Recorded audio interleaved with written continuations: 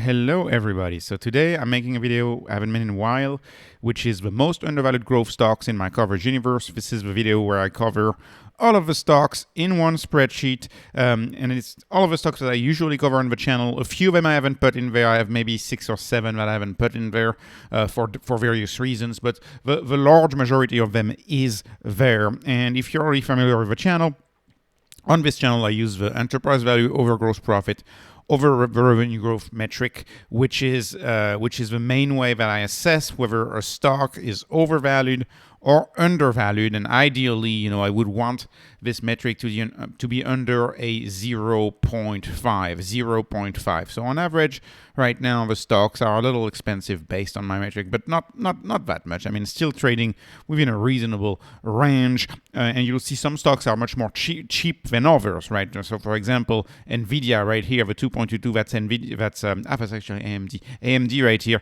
very, very expensive stock, right? And some of them are more expensive than others. HIMS, for example, is still and always winning the game of being the cheapest stock that I cover. So enterprise value over gross profit over revenue growth, that is a modification of a PEG ratio, so the price to earnings to growth. You know that in the case of Peter Lynch's ratio, back in his day, price was easier to get than EV, so that's the main reason why they use price. I believe it's much better to use enterprise value today to actually penalize companies that have a lot of debt.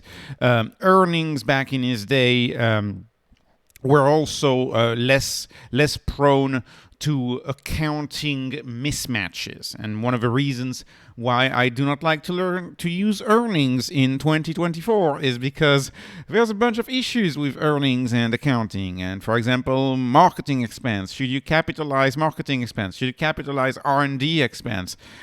Anything below the gross profit line in the balance sheet, in my view, is up for debate as to whether it is an expense that year, which is what GAAP accounting mostly sees things like investments in R&D or administration or marketing, or whether it is something else, whether it is more long-term, right? That's why Amazon has baffled investors for 20 years because it always seems overvalued if you use traditional metrics. You can't use traditional metrics to judge a stock anymore. You also have a problem of GAAP, right? Earnings are typically GAAP.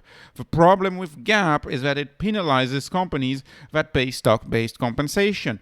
In my view, stock-based compensation is a much better way to compensate your executives than cash, because you're making the business less fragile when you pay your execs with shares as opposed to paying them with cash. These are just differences.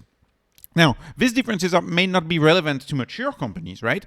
But for hyper-growth companies, they are relevant, because my style of companies, you'll see all of these stocks that I present to you in this spreadsheet follow this pattern. They are early on in the product or service adoption story.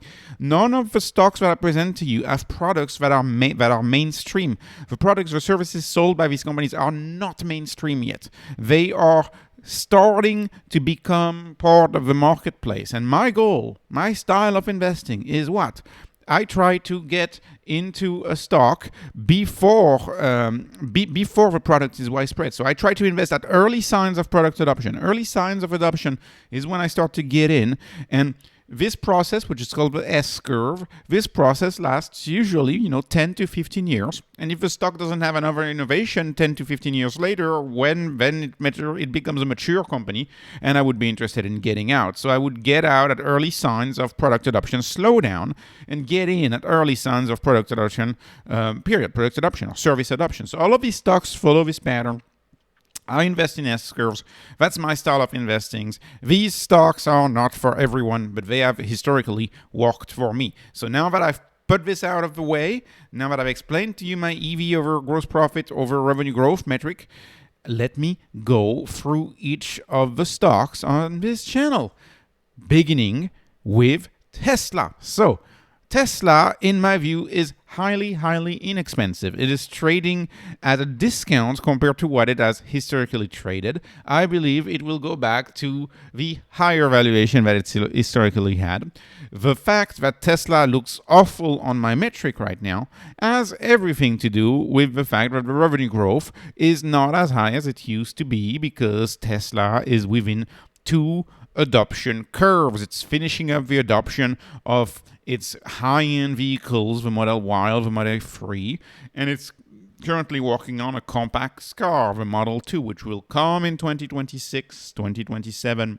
So there's two growth phases of Tesla, and right now they are kind of in the middle of these growth phases. Tesla is a stock that, you know, it's not a single product company. It's a stock with multiple startups in it. It's a stock that requires in-depth analysis and requires fresh lenses when you look at a stock like Tesla. You can't compare Tesla to its industry. It is not a stock in the auto industry. It is a stock, in my view, which is much more in the big tech field and in the AI field, except you may know that AI and big tech, aside from maybe Nvidia, typically do not grow as fast as Tesla. But let's not use the next 12 months number. The next 12 months number are not accurate for a company like Tesla. They're currently being hurt with interest rates, and so they are seeing a slowdown in the growth, which is why they're only predicted to grow at 20-ish% over the next 12 months. You know, that's still leaps and bounds better than most of the FANG stocks, but it's not quite where it used to be with its 50% growth. I am not worried a single bit, and in fact, the stock is back above 200. I'm so happy I was able to buy 2026 leaps at 175 when the stock was trading at 175. So I'm very happy about some of my leaps position in Tesla right now. Great stock to own, in my view. No investment advice, no financial advice ever, of course, on this channel. Enphase, what about Enphase? Let me tell you about Enphase. Enphase is a similar story to Tesla in the sense that it's a product that, in the same vein, you gotta borrow money to buy it. You know, you have to borrow $40,000 to put solar panels on the roof of a big house. And right now, interest rates being this high, especially on personal rates, loans, right, 7, 8, 9%, depending on your credit. A lot of people are taking their sweet time to adopt solar. I believe whether it is solar or whether it is Tesla, there will be pent-up demand that will manifest itself in new sales for both of these companies as soon as the rates drop. People are waiting for the rates to drop to make these big purchases, and the rates will drop. If you watch the CME Fed Watch tool, you know the rates will drop. This too shall pass. Powell is bluffing, and you know what? Even if he kept bluffing for another 18 months, which would suck, honestly. But even if he kept doing that, there will be another chair one day. There will be another chair, and I believe Powell is making a huge mistake. I believe all of the layoffs that we're seeing in all of these companies have everything to do with his tightening of interest rates, which is way too high, way too high. Inflation was supply-driven. Inflation was not a demand factor, in my view.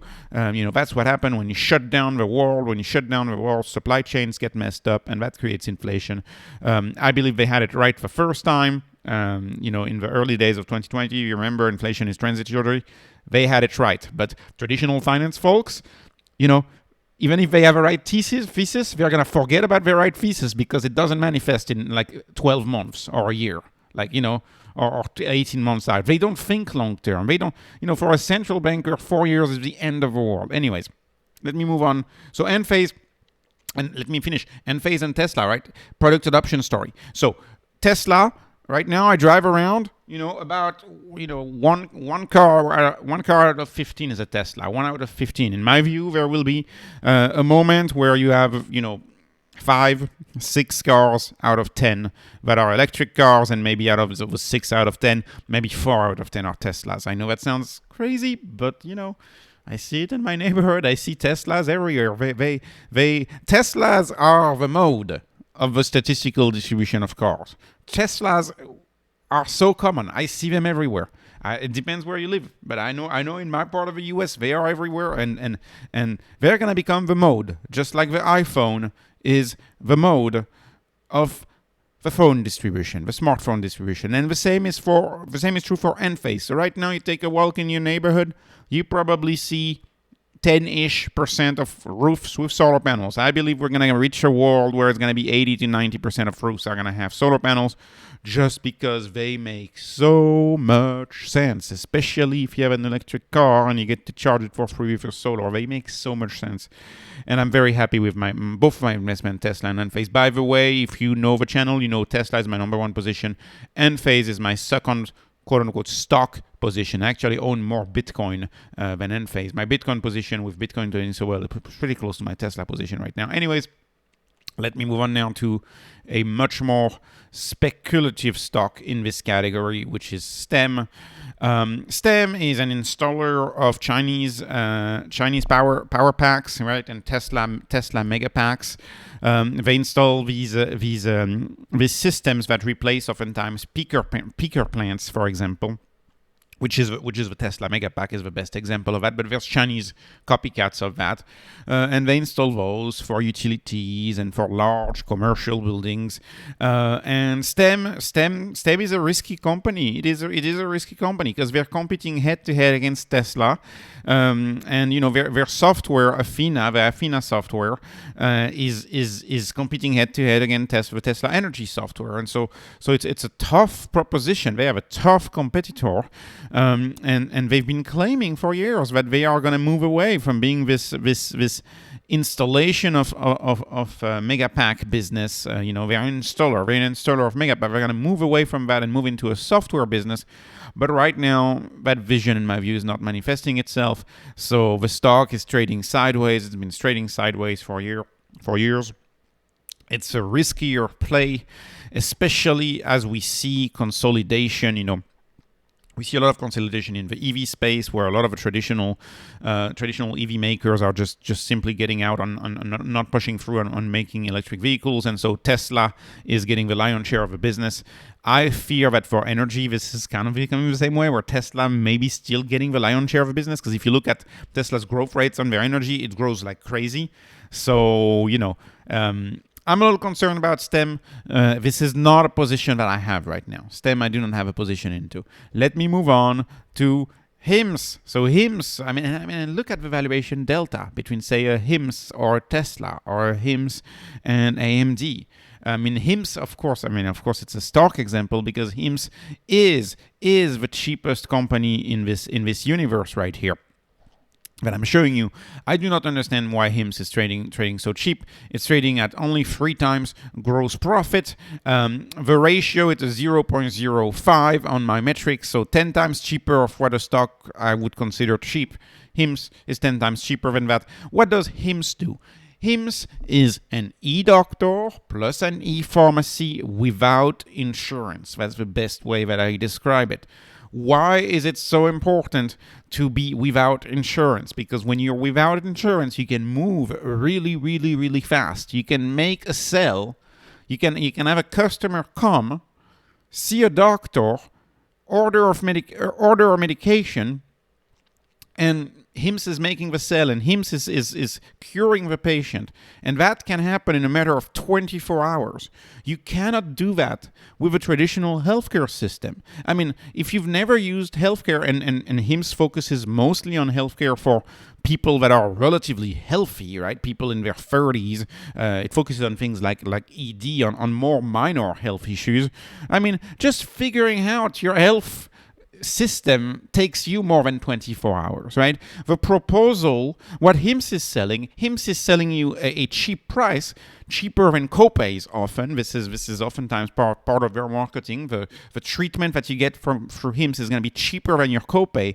On the one hand, that's what they're offering, but they're also offering you a big time saving, a tremendous time saving, because you don't have to understand a disparate health system where you have the doctor on the one side and then you have on the other side the pharmacy, and that's 2 systems to figure out.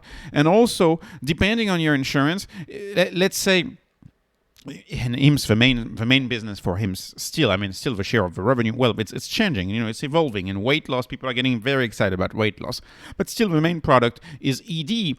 Just because you have a primary physician, you have no guarantee the primary physician is going to prescribe to you those drugs that you need. The primary physician may say, well, you know what, let me refer you to a urologist, because they're worried about their liability. So they don't want to prescribe you, say, Viagra type stuff, and then be like, oh, well, let me refer you to a urologist. So then you end up in a situation where you wait a bunch of time to see a primary physician, then primary physician refers you to a specialist, so you have to wait and go see the specialist, and that's probably a month, 2 months, right? Because this is not a pressing issue for the healthcare system. And then and only then you see the specialist, he gets prescribed. Then you have to go to the pharmacy and you have to go get the product. So you move a product of getting a prescription, getting a health issue, a minor health issue, getting that minor health issue solved may take you 3 to 4 months within the traditional healthcare system. And that's mostly because of insurance, mostly because you're trying to seek that reimbursement. HIMSS doesn't have these issues. HIMSS, it's an app. You click on an app, you wait 24 hours, you see a doctor, the doctor says yes or no, and if the doctor says yes, boom, you got your prescription, it comes through the mail the next day. And it's a recurring business. I love HIMSS very much. I think they have nailed something, and I think their speed of innovation is second to none in that sector because they're not dealing with all of the administrative issues of insurance. So, anyways, that's enough about HIMSS. Lantheus. Let me talk about Lantheus. You may know that Lantheus is a new stock for me. What is Lantheus? Lantheus is radiopharmaceuticals, very niche space. They focus on radiopharmaceuticals.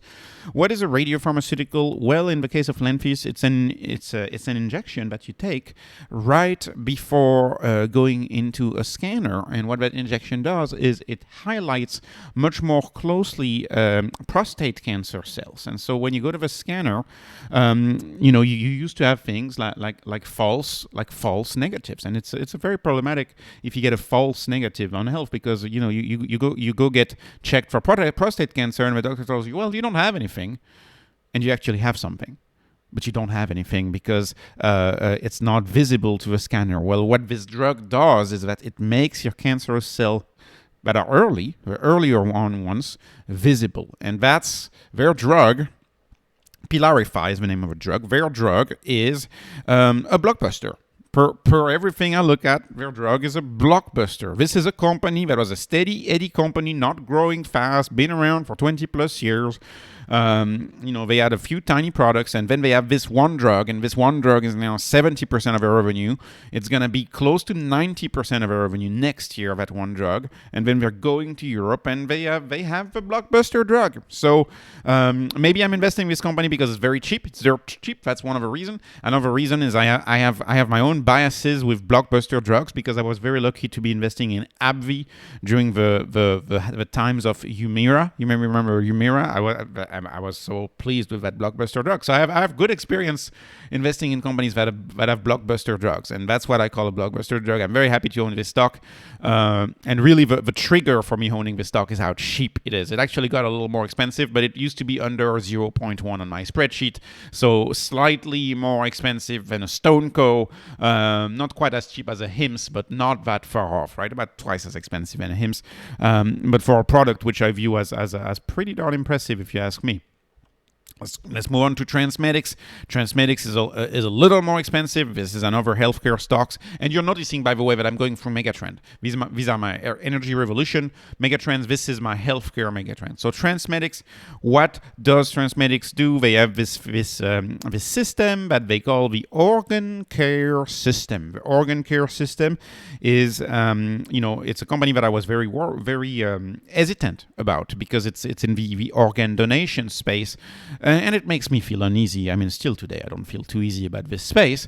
But what happens is you have a car accident, and unfortunately, somebody is deceased. If they are an organ donor, they'll be sent to surgery, and the organs will be removed, and it will be an organ donation. And it turns out the space of organ donation hasn't been disrupted in almost half a century. It hasn't been disrupted in the way they do it. They put it on dry ice. And the problem with dry ice is that you have very, very few organs.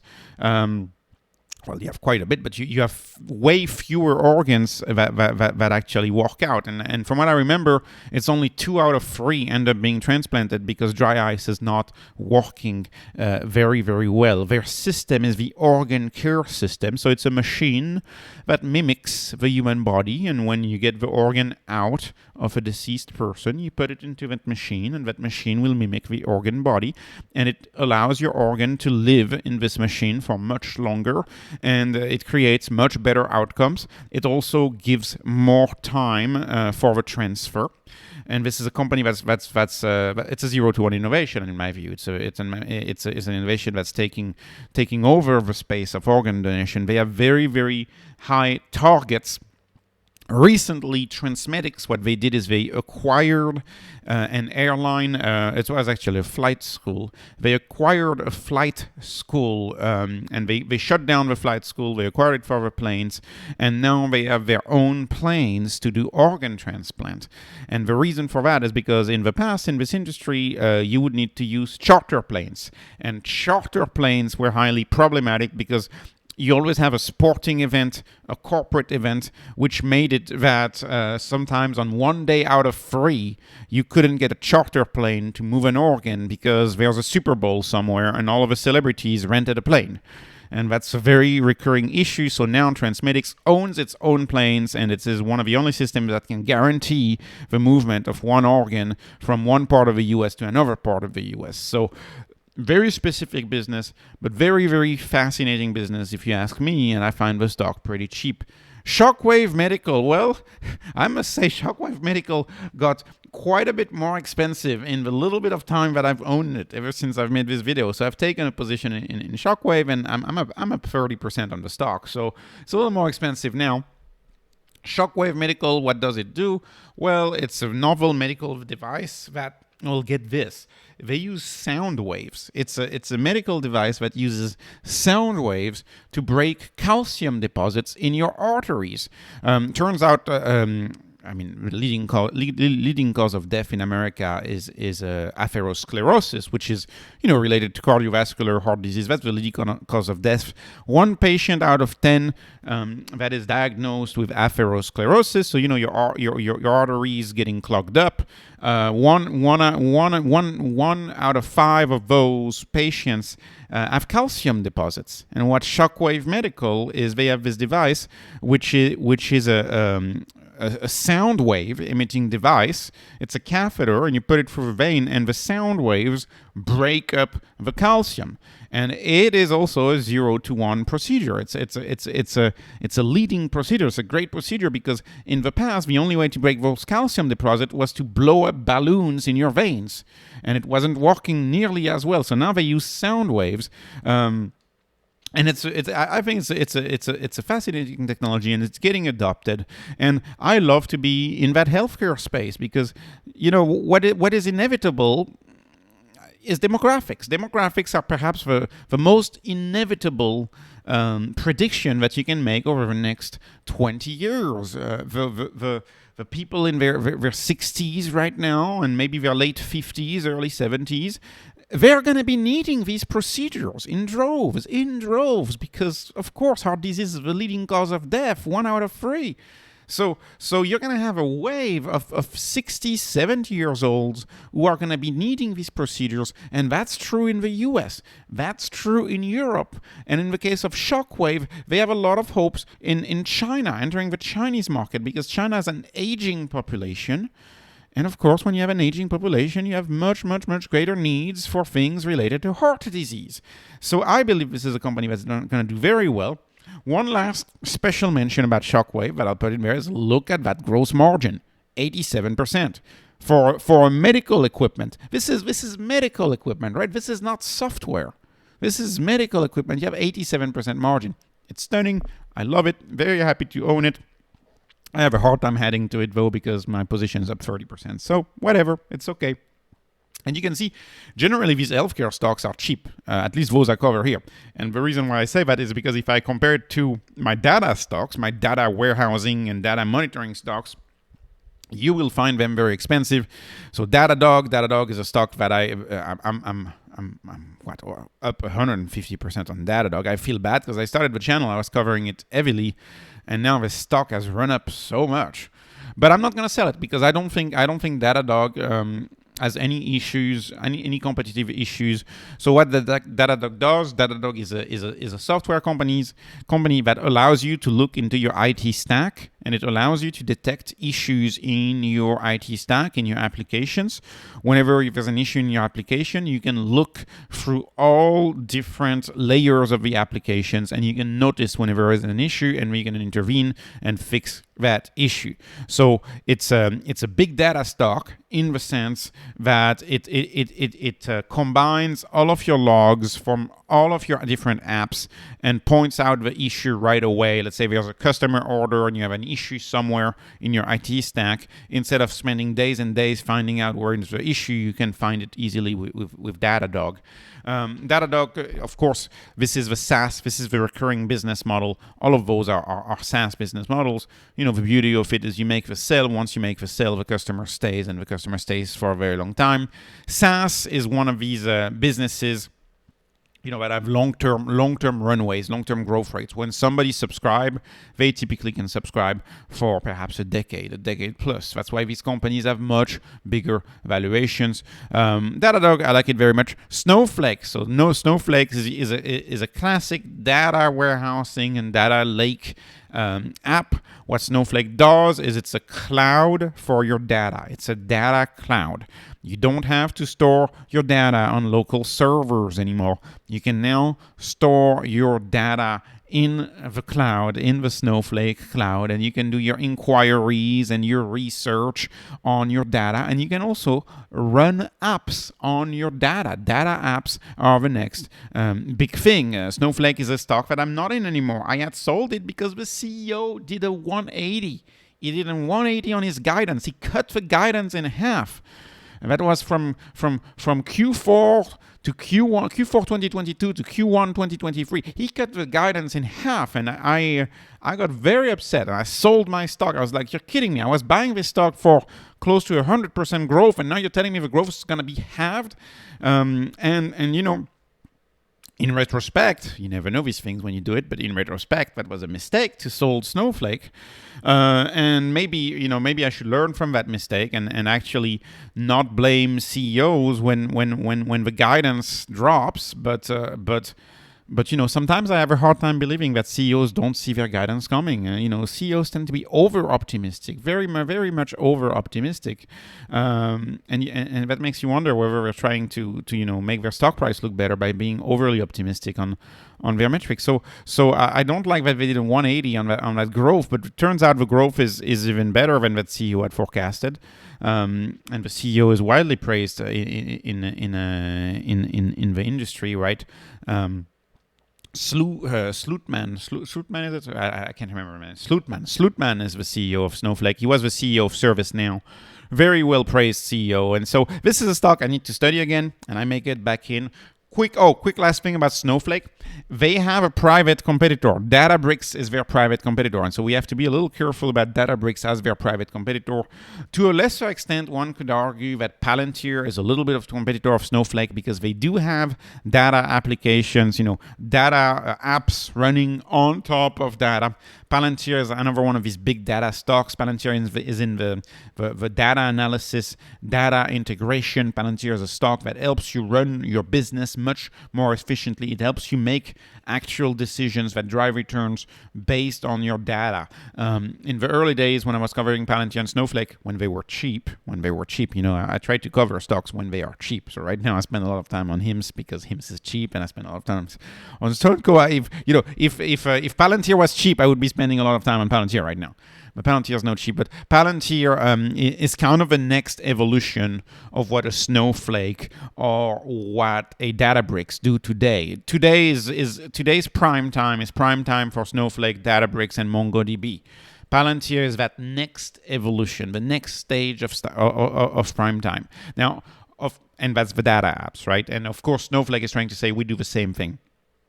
Well, it seems like the growth has returned for Palantir. One of my concerns for the longest time for Palantir was that commercial growth was down and military growth was doing well. Well, it's reverted right now. And right now, it is the military growth that is kind of down, and it is the commercial growth that is going well again. Palantir is being very successful. They found a way to sell their product. They had issues with a kind of a legacy sales systems, kind of selling software like it was still 2005. And they've tried a bootcamp sales strategy, which seems to be working so well thanks to their bootcamps. They seem to be onboarding a bunch of new customers with a bootcamp. For Palantir, there's a few other issues. Some people point out the dollar-based net retention rate being down. But in my view, that's not an issue. This is something that we've seen for so many of these stocks in IT. It's a postponing. So many companies are postponing their IT spend because, they saw the stock price being halved thanks to Mr. Powell. And so, of course, a CEO who sees the stock price be halved for no reason is going to be very careful about spending money. Palantir right now is very expensive in my view at 1.44.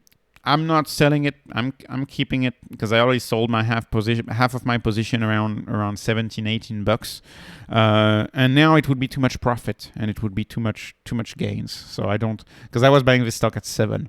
So I don't want to pay my capital gains. So I'm just gonna keep this stock forever, and that's it. And that's what Warren Buffett says. I don't always like Warren Buffett, but. What Warren Buffett says is my preferred holding period is forever, and that's how billionaires do it. You own a great company and you own it for 20 years, and if you need cash, you either borrow against the company and you do a pledged asset line. You don't borrow much. If you just borrow 10% of a company, I don't think it's a problem. You do that, or you just write covered calls, right? You write covered calls. You do some option plays, and you can earn income sometimes doing that, but. You pay taxes when you do that. I believe borrowing oftentimes against your company is a better way to do it. No financial advice. Just entertainment on this channel. Remember, that's all we do, entertainment.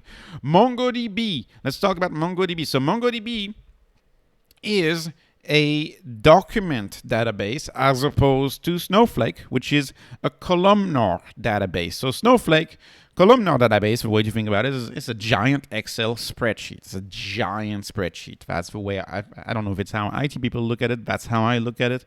MongoDB is files. These are files. This is data stored into files. And so there's this big debate in IT as to whether it's best to store your data into files and store your data into giant spreadsheets. And so of course this is MySQL that's mostly used in the case of Snowflake, and for MongoDB it is just document based. It is just files. And if you've ever played with data files, these JSON files, all of these crazy long files, you can store your data in one observation, and you can store it either in a file or either in a row on a database. And so you have a lot of people in IT who love document-based document database, and that's where MongoDB comes in. MongoDB stands for humongous DB. That's why it's called MongoDB. And they have a niche in the data space, and they have developers behind them, and they're doing very well. And this is yet again a stock that I'm going to be owning for the long run, because I don't think databases are going to go away. And I'm not sure IT people are going to sell on either way to do it. And so I think MongoDB is the leader in its niche. Their Atlas product is really taking over the space of document database, and I'm very happy to own it. Let me move on to my cyber security stocks. Those have run quite a bit, by the way. So the first one is CrowdStrike. What is CrowdStrike? CrowdStrike is an antivirus. I know the IT people are going to yell at me for calling it an antivirus, but it is a cloud-based antivirus. It's in a winner-take-all or winner-take-most market. What CrowdStrike has, it has hundreds of millions of devices that have the Falcon software installed. And these devices are networked together. They're connected to the cloud, to the same cloud. Whenever there is a breach on one laptop somewhere, CrowdStrike can update the antivirus for all the nodes on the network, all of the computers on the network get updated whenever one computer has a breach, which means that if you want to have the latest cybersecurity all the time, if you want to have something that's always up to date, that's always updated whenever there's a breach somewhere, you want to have the one that has the biggest network, the one that is installed on the most endpoint devices. And that's CrowdStrike for you, which is why I think CrowdStrike is going to win this marketplace. Sometimes people point out Sentinel-1, and Sentinel-1 has more of an IT approach, and Sentinel-1 and CrowdStrike kind of yell at each other. They criticize each other. But if I look at the numbers, I believe CrowdStrike is a much better play. CrowdStrike, by the way, has a very long-term guidance, 2029 guidance that they gave us. So gives me peace of mind owning that stock. Another stock that I own is Zscaler. I consider Zscaler to be a must-own in the same vein as CrowdStrike. I see these two stocks as going hand in hand together. They actually compete together. Typically, many corporations are gonna have CrowdStrikes on their devices, and they're also gonna have Zscaler. What Zscaler does is that once one of your device gets infected, it does not infect other computers. It's called zero trust security, such that it used to be that if you had one device infected, the entire company network would get the virus. With Zscaler, this is over because each device does not connect to another device without going through the Zscaler network, without going through this firewall that protects devices within a company, and that's why this is doing very, very well.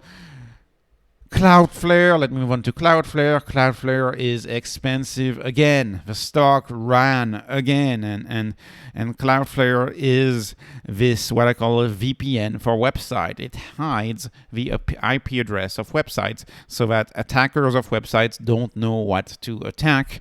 The CEO of Cloudflare, in my view, is very braggadocious, if that makes some sense.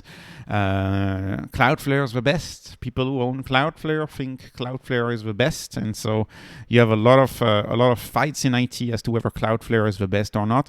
I would say that Cloudflare has promised a lot. For example, Cloudflare has been promising to disrupt Zscaler soon, and that hasn't happened yet. But there's no denying that they're the best system when it comes to these quote-unquote VPNs for websites. The company is expensive right now. I do not own Cloudflare. I used to, but I sold it. I do not own it. I find it fairly expensive, and that may be a mistake, given that the stock has run yet again. That may be a mistake not to own it, but I like to focus. I have a bias towards cheaper companies, and I like to focus on my cheaper companies right now. Cheaper, but high quality nonetheless. Let's talk about e-commerce. So really briefly, I have 3 e-commerce plays: MercadoLibre, C Limited, and Shopify. MercadoLibre is the steady Eddie e-commerce company in Brazil and in Latin America. They have won the market of Latin America. The way to think of MercadoLibre is they are an Amazon without AWS. And if you're more of a traditional person, in the sense that you look at profits now, you may say, well, I don't want to be in the e-commerce business. I want to be in the cloud business. They don't have the cloud. I don't want to invest.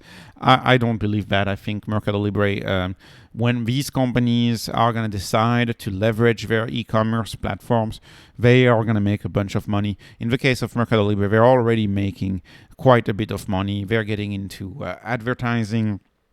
They also have a thriving fintech division, lots of things going for it. You could say that one of the things that Amazon didn't do in the US is they missed the fintech, right? They missed the opportunity to become a fintech division, which is not what you see in Asian nations. In Asian nations, e-commerce plays haven't missed the fintech turn. This is the case of C Limited. If you look at C Limited, C stands SEA is the ticker symbol, is the name of the company. The ticker symbol is SEA, stands for Southeast Asia. They are the leader in e-commerce in Southeast Asia with Shopee. Not only do they have Shopee, they also have C Money, which is their fintech, and they also have a gaming division called Garena. C Limited is a highly diversified company. There's a lot of hope right now, including my hope, that the gaming division is going to turn around. This stock got hurt, not because of e-commerce, not because of the fintech, they got hurt because the gaming division got hurt because Free Fire, their most popular game, got banned in India. But they're negotiating with India, and they got an approval to go back to India. They yet have to go back, but they're going to go back to India, and so that means the bleed in the gaming division may stop, and the gaming division is a third of their business. So once that bleed stops, that revenue growth should jump back up. Right now, in my view, Sea Limited is a stock that is pretty darn cheap, and I've been adding to it, and I'm looking forward to their next earnings. Shopify, I used to own Shopify just a tad back in the day. This stock is, again, so expensive. It is so expensive. It's got that Canadian company premium. Whenever you're a Canadian company, I don't know if you've noticed this, Canadian companies tend to trade for a fortune.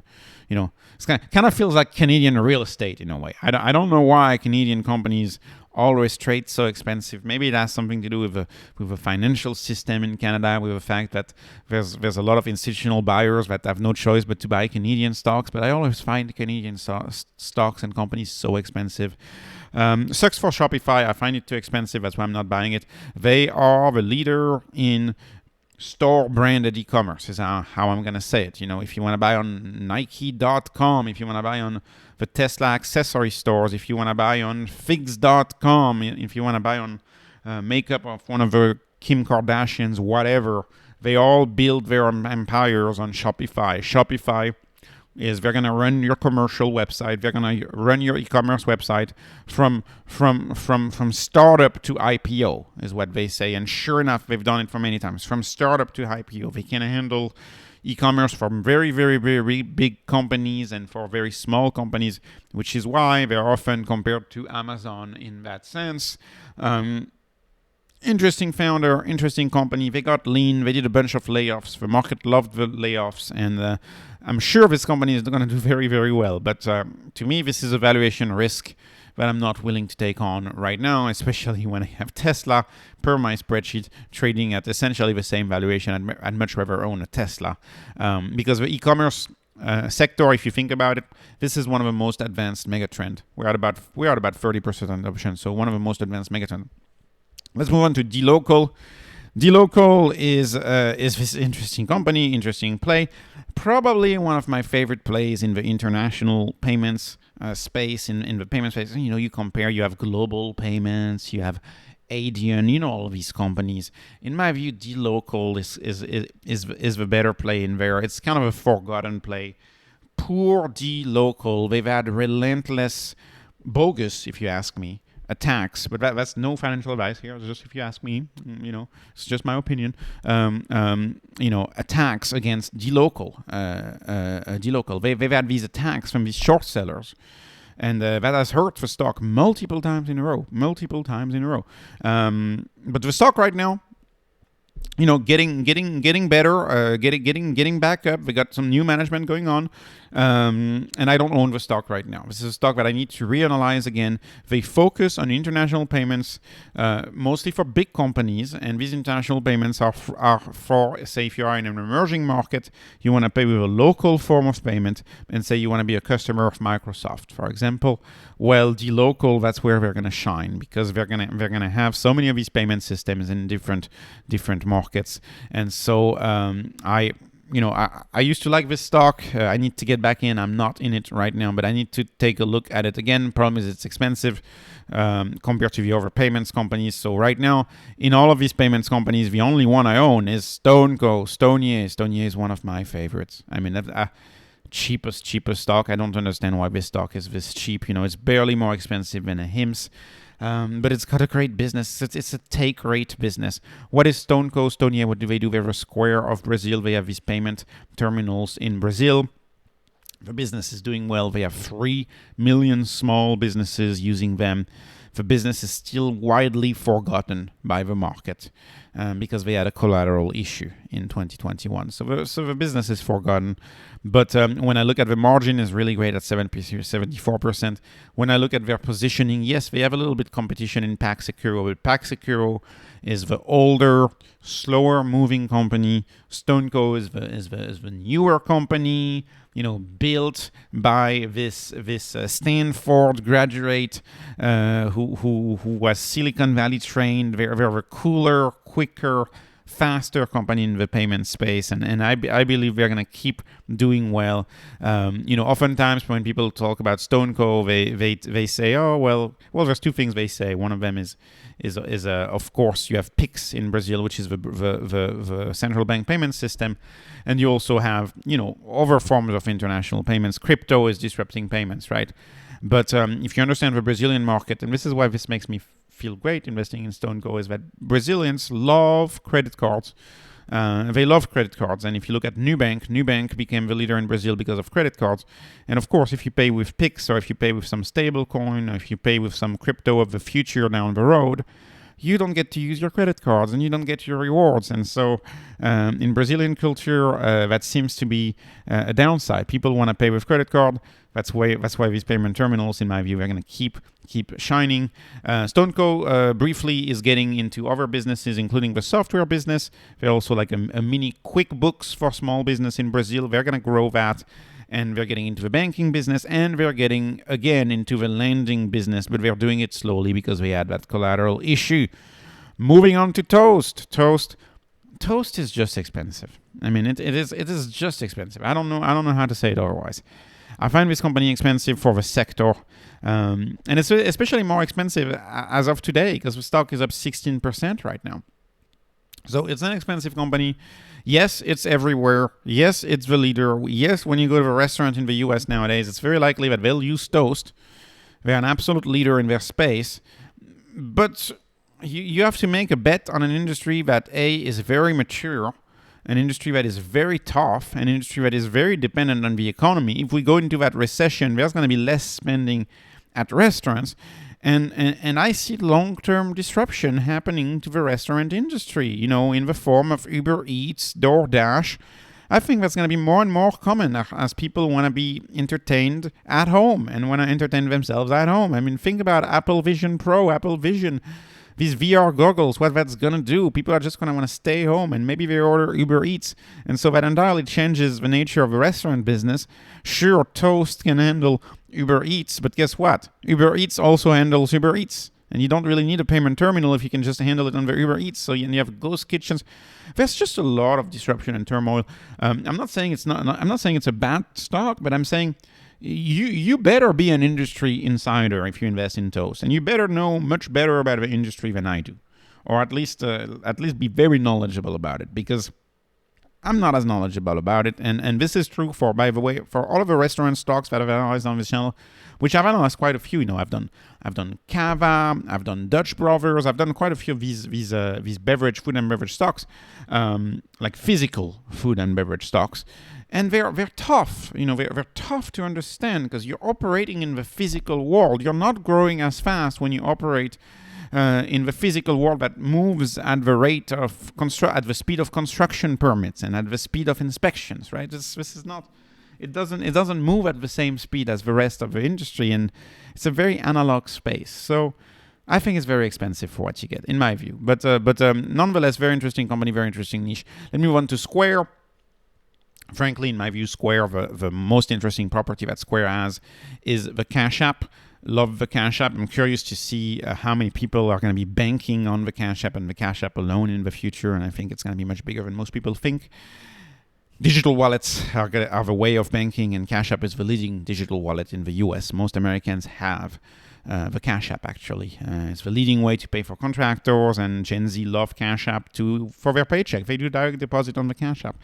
And so the present value of that future monetization, what's it going to be? I don't know, I can't tell, but for now I consider the next 12-month growth to be a little low, which is why I view Square as a little expensive. Stocks are all relative. If a StoneCo was trading in line with these other stocks, I would be much more inclined to study these other stocks. But right now, I'm pretty crazy about StoneCo and this valuation right now. So I think I'll say with StoneCo, Square is a stock that I used to own, well-run company. Jack Dorsey is pushing Bitcoin. He's not pushing quote unquote bad coins or SHIP. I believe they call them SHIP coins. SHIP. He's not pushing that on his customers, and I think it's prudent. But we'll see what's going on with Square. It's just there's just not much to say. A little expensive in my view.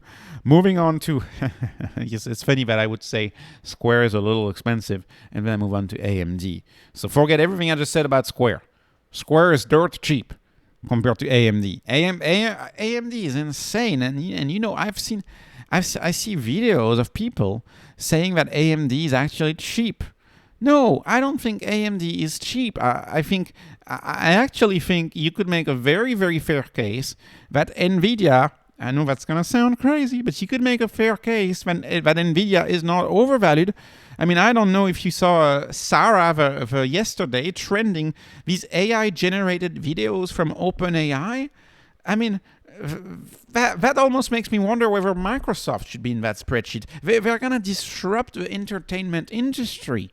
This is insane. These GPUs, the revolution of AI, I think we all have a very hard time grasping the exponential nature of this AI. If you look at it in my spreadsheet, yeah, it's a little expensive. NVIDIA is just a little expensive in my spreadsheet, right?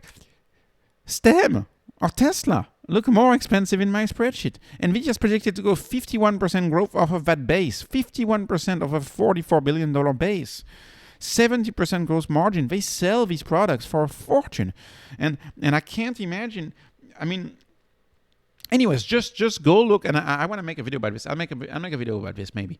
Just go look at these AI-generated clips from OpenAI, how good it just got. It just got so good. It is movie quality. It looks like a movie. We are, in my view, perhaps 1.5 years away from copying and pasting a novel and having a movie made. Imagine you take some of the most successful movies of all time, like the first Harry Potter movie. You have someone copy Harry Potter, you copy, you paste, you enter, and then you have a whole movie made. And that movie is like 99% there. I mean, the creativity that this is going to unleash. I'd be very careful, very, very scared about Hollywood right now. I'd be very scared about the film industry or the movie industry. Gosh, if I had real estate in Los Angeles, I'd be selling. I'd be so scared because anyways, I don't know how I got on that tangent. I'm sorry, but I find AMD so expensive. Like yes, sure, they are the second best. They are the second best GPUs. The loads on NVIDIA GPUs are going to be reserved for the best applications, and we're going to see a lot of demand because the lower-end loads are going to be offloaded to AMD GPUs. Yes, they have the embedded market. Yes, they have Xilinx. Yes, they're on Xboxes and PlayStations. Yes, they're running Tesla Model S and Tesla Model X, their entertainment system. Lots of good things going for it. But at that valuation, I would personally prefer to own NVIDIA. Because per what I'm looking at here, NVIDIA is twice as cheap as AMD. Anyways, just my 2 cents, just my grain of salt. So I've covered NVIDIA, so we're going to skip NVIDIA. Quickly for Indie. Quickly when it comes to Indie. Indie is in the electric vehicle space.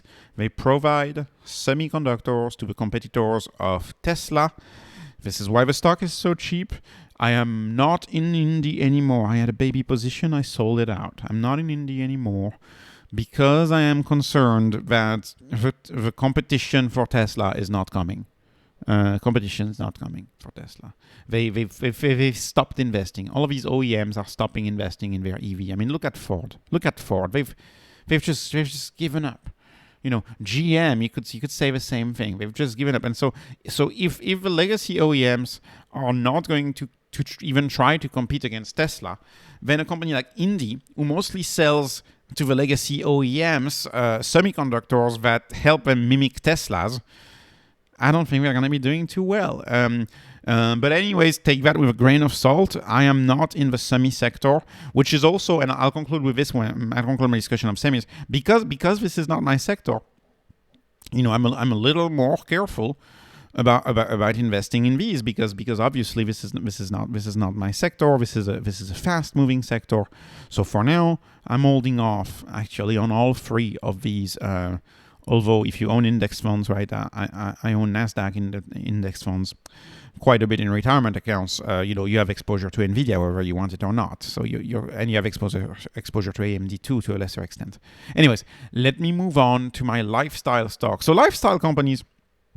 And this is what I'll say. As an end customer, you may be just a little bit, maybe better equipped analyzing opportunities in, say, the lifestyle brands, or say, the healthcare brands, or say in the case of HIMSS, right? Healthcare in the case of HIMSS, not healthcare in the case of medications, or say the car, right? Teslas, because we all drive cars, we all eat food or drink food or buy clothes or buy shoes, right? We all shop online. So whenever you have something that's customer facing, you may be better equipped to understand that business because it is customer facing. So I think this is something also important to understand. Some stocks are best suited for industry insiders, and some stocks are more mainstream and are more easily understandable by most people, because you don't have to be an industry insider to understand it. So with that in mind, let's talk about Celsius Holdings, Celsius Beverages, right? The beverage Celsius, the energy drink, right? To understand that business, really all you need to do is to go at a gas station at 8 in the morning.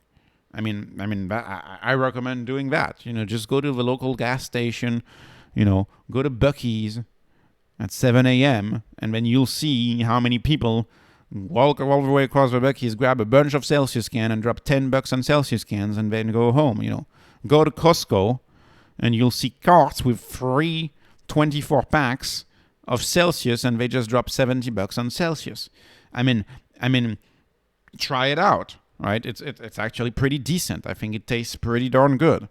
Look at the nutrition facts. If you look at the nutrition facts, how did they manage making an energy drink that has no sugar in it? Sugar kills. Like, sugar is the cause of so many issues, from depression to feeding cancer. There's like so many issues with sugar, and their energy drink doesn't have sugar. So I compare this to cold coffee. Even I compare this to Starbucks. Starbucks is just if you don't get black coffee, which I only drink black coffee, so for me, black coffee is healthier than even Celsius.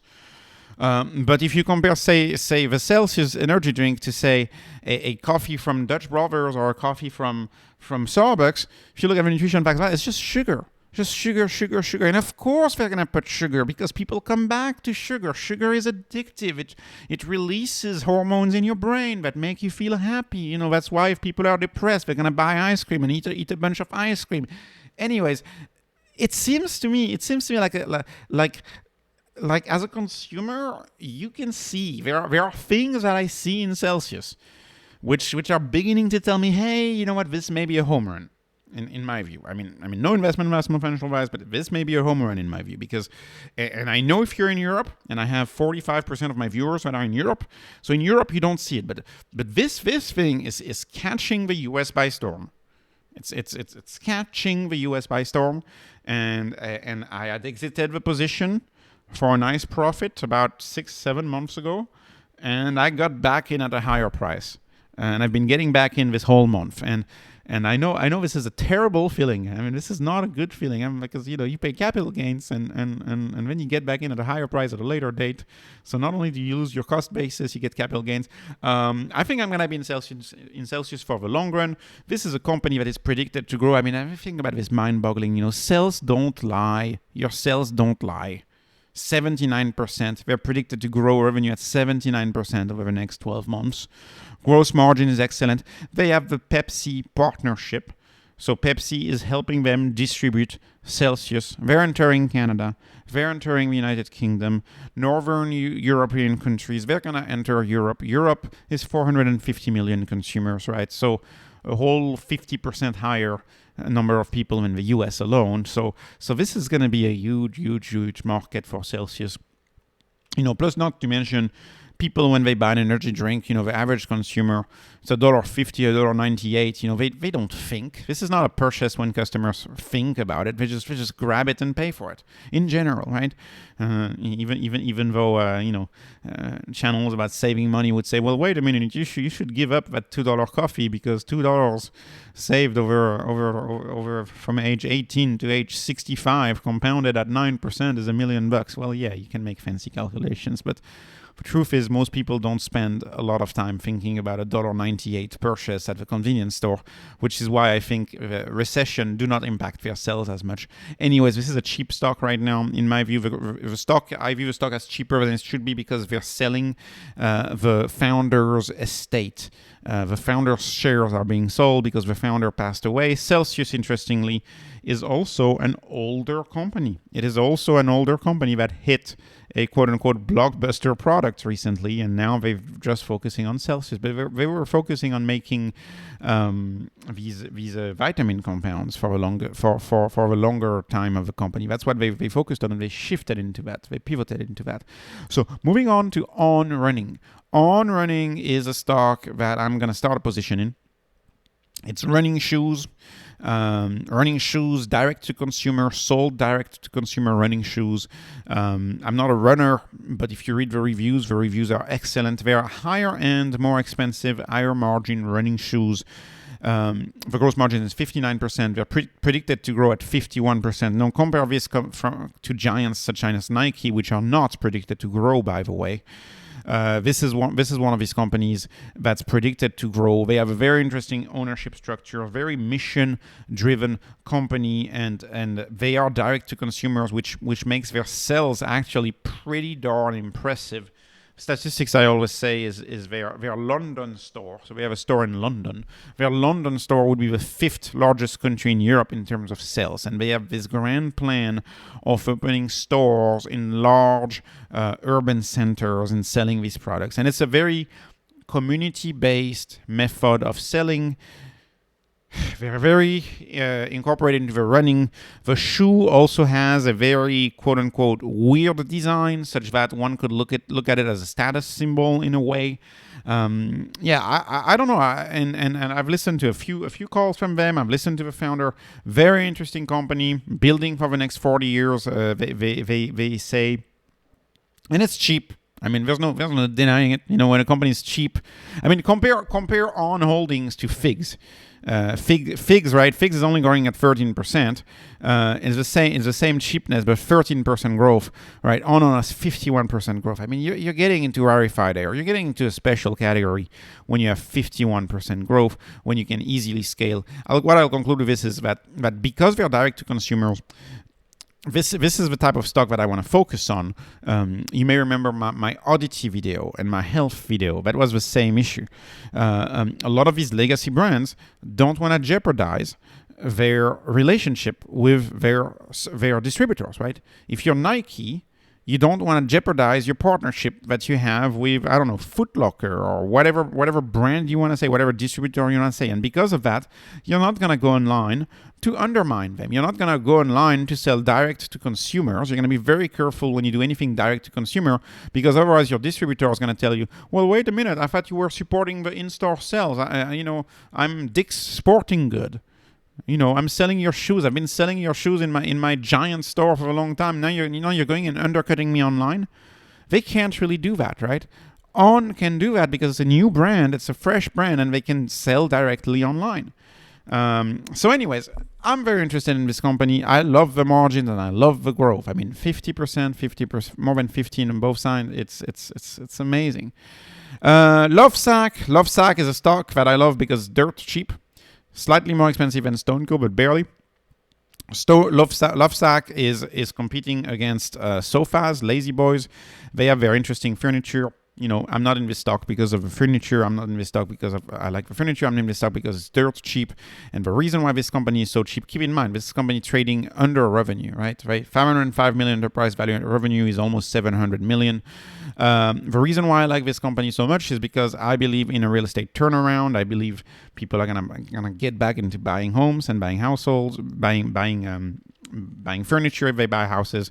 And the market has totally discounted stocks like that by saying, oh, people are never going to buy furniture again because real estate's dead. That's how the market thinks. I don't think so. I think they have a very interesting positioning among millennials and Gen Z. People do not want bulky, expensive recliners to watch TV anymore. They want a beanbag where they can curl up and look at TikTok. And that's where love is. Love is not in the old, bulky recliner market. So anyways, Figs, really briefly, Quigs is kind of,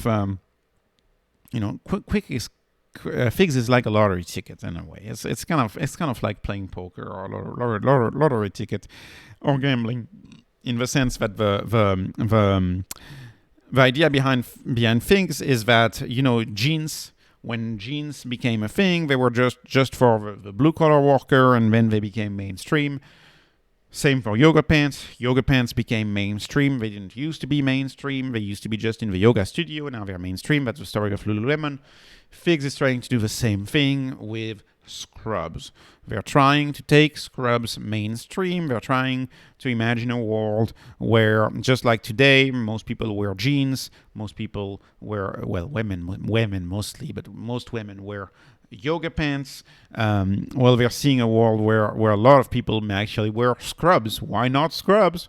Worked for jeans, worked for yoga pants. These were very industry-specific clothing that then became mainstream, and so they have a whole line of scrubs. I've covered it a few times. Actually, if you look at Figs, some of the videos I've shown you, I mean, it's uncanny how some of the clothing looks like Lululemon. It's they are following that playbook.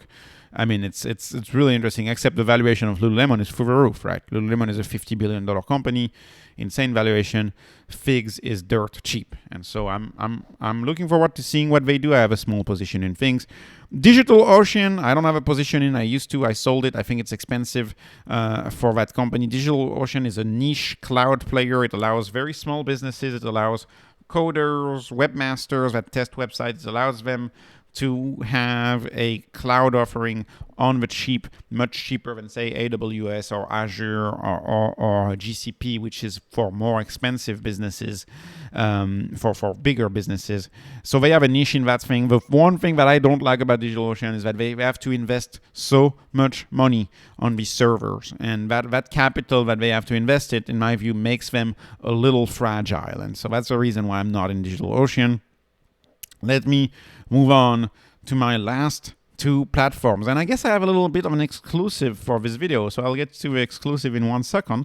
As kind of a reward for watching it also. Thanks for watching.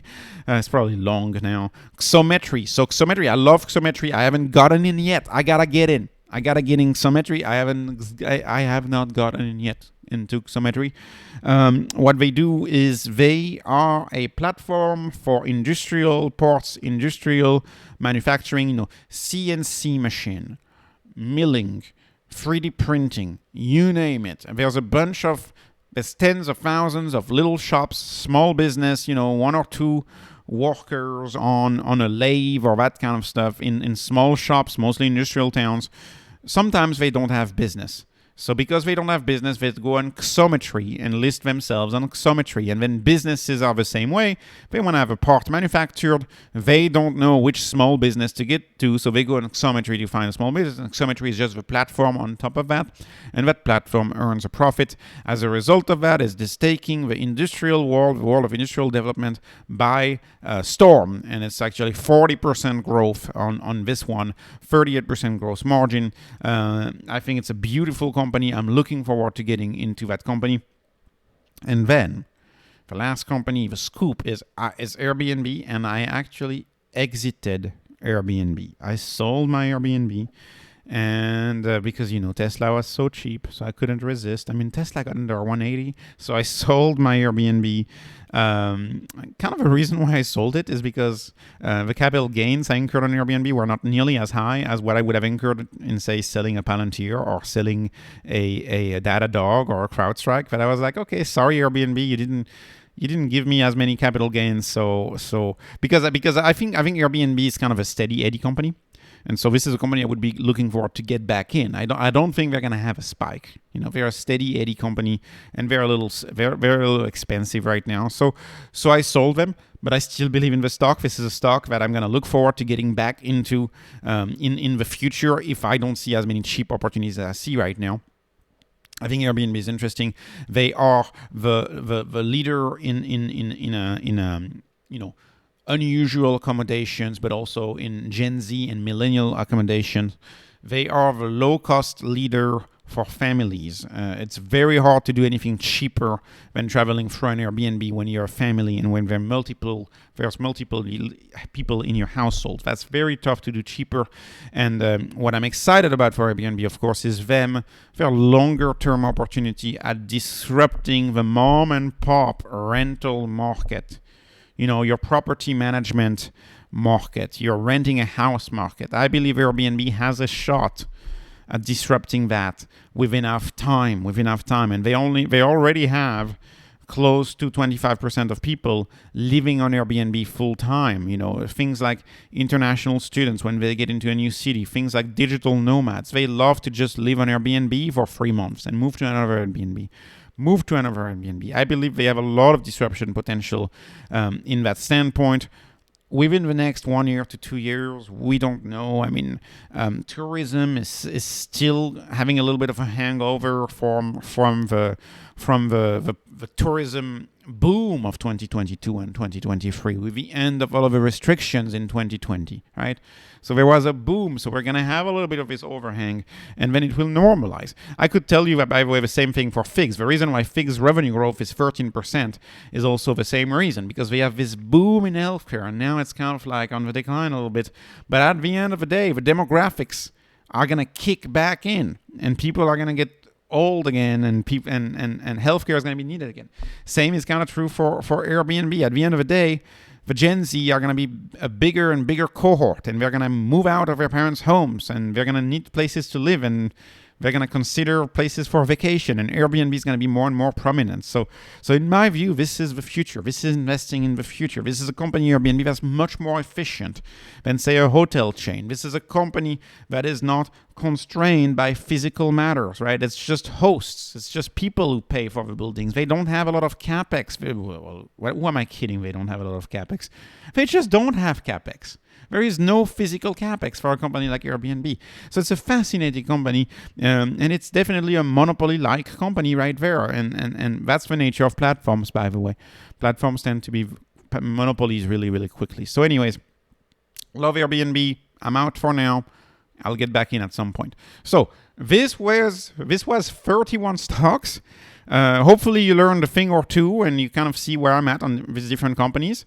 Obviously, none of this was investment advice. None of this was financial advice. Just entertainment. I'm hoping you were entertained. Please like. Please subscribe. Thank you for watching and have a wonderful day.